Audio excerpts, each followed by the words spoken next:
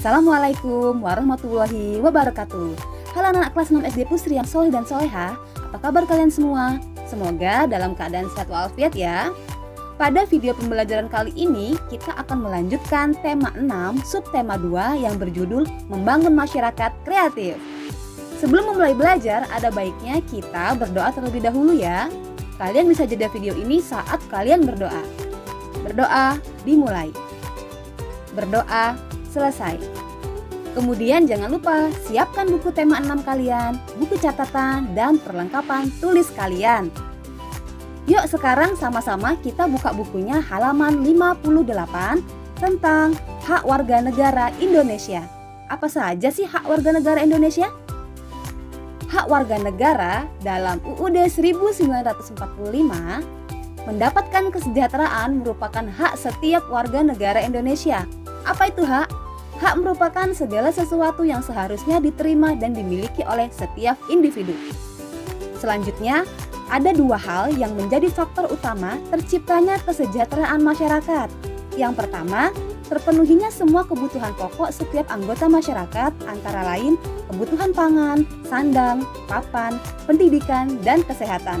Kedua, terlindungi dan terjaganya harta, jiwa, agama, dan kehormatan setiap anggota masyarakat. Untuk lebih jelasnya, apa saja hak warga negara Indonesia? Yuk kita baca dulu di halaman 58 sampai 59. Kalian jeda dulu video ini sebelum kalian menuntaskan bacaan tersebut. Tujuannya agar kalian tahu apa sih isi teks dalam hak warga negara Indonesia. Bagaimana anak-anak? Sudah kalian baca secara keseluruhan? Nah, sebelum kita mengetahui apa itu hak warga negara Indonesia, Ibu akan menjelaskan terlebih dahulu tentang gagasan utama pada teks non-fiksi. Apa itu gagasan utama? Gagasan utama adalah topik yang sedang dibahas dalam sebuah paragraf. Kalimat utama adalah kalimat yang bersifat umum dan mengandung gagasan utama. Dengan mengetahui kalimat utama, pembaca dapat menentukan gagasan utama dengan mudah.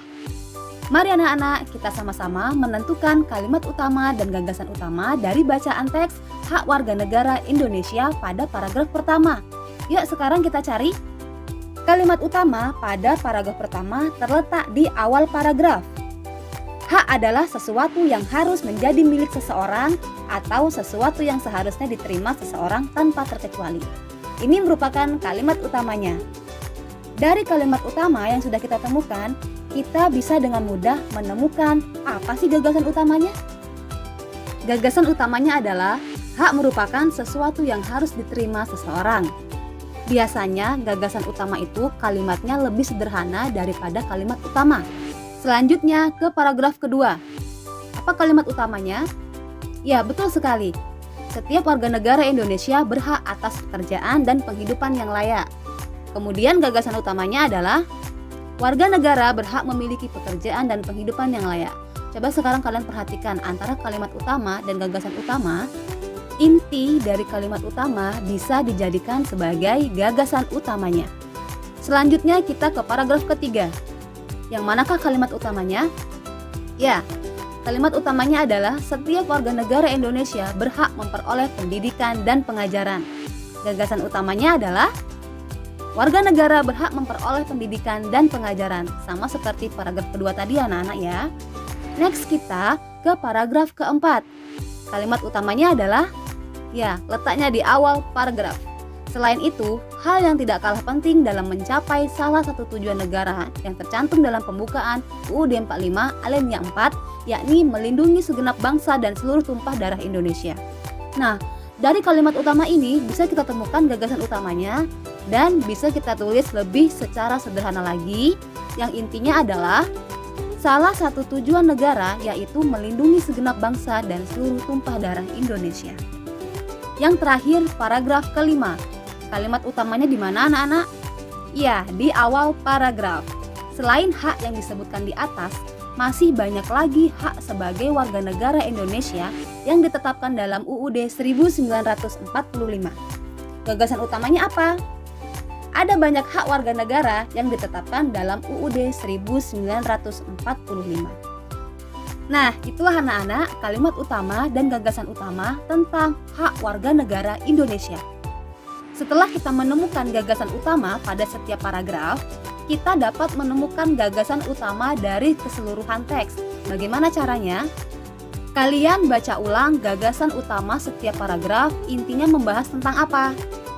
Kalau bacaan yang sudah kita bahas tadi, gagasan utama keseluruhannya adalah setiap warga negara memiliki hak sesuai yang tercantum dalam UUD 1945. Bagaimana anak-anak? Apakah kalian sudah jelas tentang gagasan utama dan kalimat utama? Mudah-mudahan kalian paham ya apa yang sudah Ibu jelaskan. Sekarang kita akan membahas lagi tentang hak warga negara dalam UUD 1945. Hak warga negara Indonesia telah diatur dan tercantum dalam UUD 1945. UUD 1945 merupakan landasan konstitusional dan sumber dari segala undang-undang yang berlaku di Indonesia. Berikut bisa kalian baca apa saja sih hak warga negara dalam UUD 1945. Yang pertama, pada pembukaan UUD 1945, hak warga negara adalah memperoleh kemerdekaan dan bebas dari penjajahan. Selanjutnya, di pasal 27 ayat 1, hak warga negara memiliki kedudukan yang sama dalam hukum dan mendapatkan perlindungan hukum. Pasal 27 ayat 2, hak warga negara Indonesia adalah mendapatkan penghidupan yang layak, misalnya mendapat pekerjaan untuk memenuhi kebutuhan. Pasal 29 ayat 2, hak warga negara adalah memeluk agama masing-masing dan beribadah sesuai agama dan kepercayaan yang dianutnya.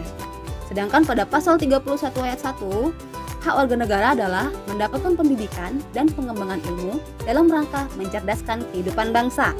Pasal 34 ayat 1, hak warga negara Indonesia adalah warga negara yang termasuk fakir miskin dan anak terlantar dipelihara oleh negara.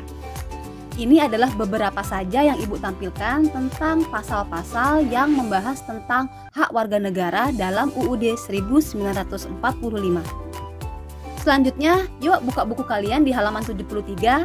Kalian bacalah teks manfaat terpenuhinya hak sebagai warga negara Indonesia. Selama kalian membaca teks tersebut, berilah tanda pada bacaan yang penting yang ada kaitannya tentang manfaat terpenuhinya hak sebagai warga negara Indonesia. Selama membaca, kalian jeda dulu video ini ya. Bagaimana anak-anak? Sudah kalian baca dan kalian bertanda? Bagus. Yuk sekarang kita bahas apa sih manfaat pemenuhan hak warga negara? Pemenuhan hak akan memberikan manfaat. Contohnya, hak atas pendidikan dan pengajaran, yaitu mencerdaskan kehidupan bangsa, baik melalui pendidikan informal, formal, dan non-formal. Mencerdaskan kehidupan bangsa merupakan salah satu tujuan nasional yang tercantum dalam pembukaan UUD 1945 Alinea 4. Manfaat lain yang dapat dirasakan adalah pemenuhan hak atas perlindungan hukum. Warga negara dapat merasakan keamanan, kenyamanan, keteraturan, dan keadilan dalam kehidupan berbangsa dan bernegara. Selain itu, ada pemenuhan hak atas perolehan fasilitas pelayanan kesehatan. Manfaat dari pemenuhan hak atas perolehan fasilitas pelayanan kesehatan, yaitu warga negara mendapatkan pengobatan yang layak. Contoh manfaat lain atas pemenuhan hak adalah mendapatkan pekerjaan dan penghidupan yang layak bagi kemanusiaan. Pemenuhan hak ini sangat bermanfaat bagi peningkatan perekonomian warga negara Indonesia dan mengurangi jumlah pengangguran. Ingat ya anak-anak, kita wajib melaksanakan kewajiban terlebih dahulu sebelum kita menuntut hak yang harus kita dapatkan. Upaya yang dilakukan untuk membangun kesejahteraan merupakan salah satu cara untuk mempertahankan dan mengisi kemerdekaan Indonesia. Upaya yang dapat dilakukan antara lain dengan mengembangkan sikap-sikap berikut. Yang pertama, sikap rela berkorban. Sikap rela berkorban diperlukan dalam membantu sesama warga sehingga terwujud kehidupan masyarakat yang harmonis. Dalam kehidupan sehari-hari, sikap rela berkorban dapat diwujudkan dengan perilaku-perilaku berikut. Coba kalian perhatikan slide yang ada di depan kalian ini. Yang pertama, rela membantu teman atau tetangga yang tertimpa musibah. Selanjutnya, rela berkorban di lingkungan sekolah, misalnya dengan ikut menjaga kebersihan lingkungan dan mematuhi tata tertib sekolah. Selanjutnya, rela berkorban untuk menjaga keamanan tempat tinggal, misalnya orang dewasa melaksanakan ronda malam. Sikap selanjutnya, cinta tanah air. Sebelum kemerdekaan, Rasa cinta tanah air diwujudkan dengan perjuangan para pahlawan membebaskan diri dari penjajahan. Kini, sikap cinta tanah air masih dapat kita lakukan dalam kehidupan sehari-hari. Misalnya, bangga sebagai bangsa Indonesia dengan menggunakan barang-barang buatan dalam negeri. Melestarikan kebudayaan Indonesia dengan mengenal dan mempelajari kebudayaan daerah. Hidup rukun dan gotong royong yaitu wujud cinta terhadap sesama manusia sebagai bagian dan unsur penting dalam bernegara. Yang ketiga, sikap membina persatuan dan kesatuan. Persatuan dan kesatuan adalah bersatunya bermacam-macam suku bangsa dan kebudayaan menjadi satu kesatuan yang utuh, yaitu bangsa Indonesia. Contoh perilaku yang mencerminkan perwujudan membina persatuan dan kesatuan dalam kehidupan sehari-hari, tidak memaksakan kehendak kepada orang lain, saling menghormati orang yang berbeda agama dan tidak membeda-bedakan suku, kemudian menggunakan bahasa Indonesia sebagai bahasa pergaulan. Selanjutnya, kita akan belajar tentang ciri-ciri masa anak-anak dan masa pubertas pada laki-laki dan perempuan.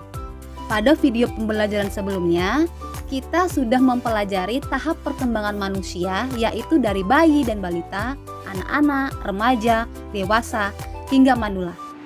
Sebagai makhluk hidup, manusia dapat berkembang dari waktu ke waktu. Perkembangan manusia ditandai dengan berbagai ciri-ciri tertentu. Yang pertama, bayi dan balita. Pada usia 1 hingga 2 tahun, bayi mulai belajar mengendalikan fungsi anggota tubuh, misalnya kaki untuk berjalan dan tangan untuk memegang. Yang kedua, pada masa anak-anak. Masa anak-anak yaitu usia 5-12 tahun, pertumbuhan fisiknya mulai meningkat. Yang ketiga, pada masa remaja. Ingat ya, masa remaja disebut juga masa pubertas.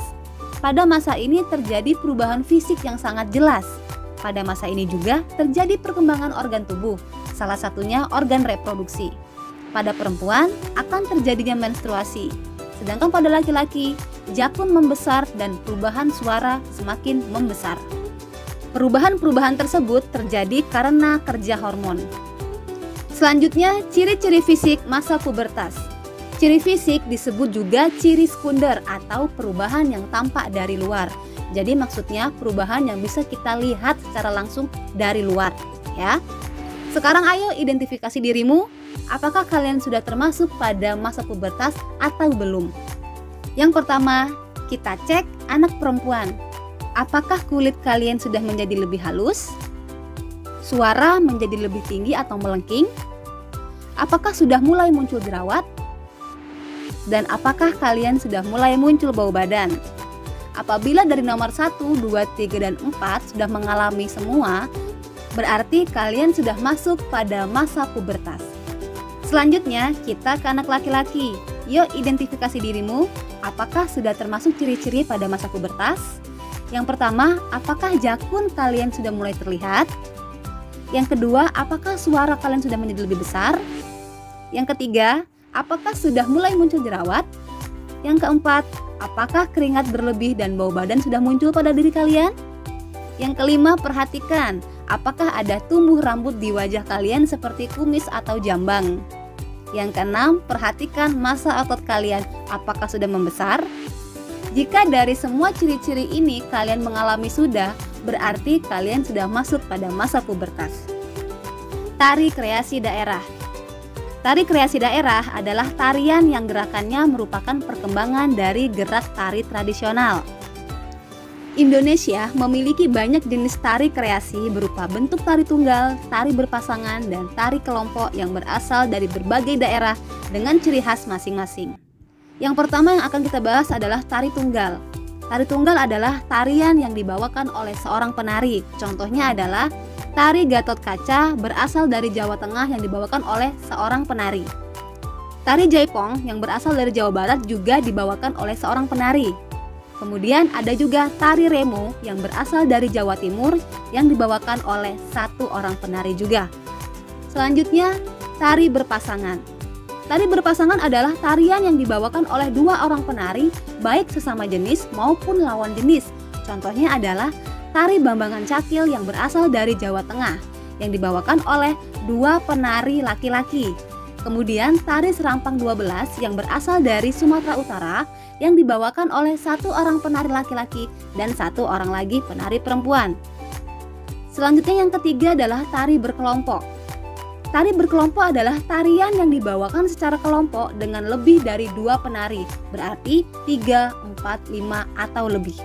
Contohnya, tari saman yang berasal dari Aceh dan tari pakarena berasal dari Sulawesi Selatan yang dibawakan secara berkelompok. Baik anak-anak, demikianlah video pembelajaran kita hari ini.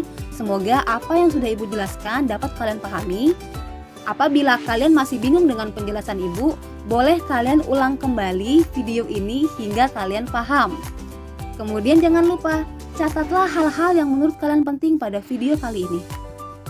Demikian video pembelajaran kali ini. Sampai ketemu lagi di video pembelajaran selanjutnya. Ibu akhiri, wassalamualaikum warahmatullahi wabarakatuh.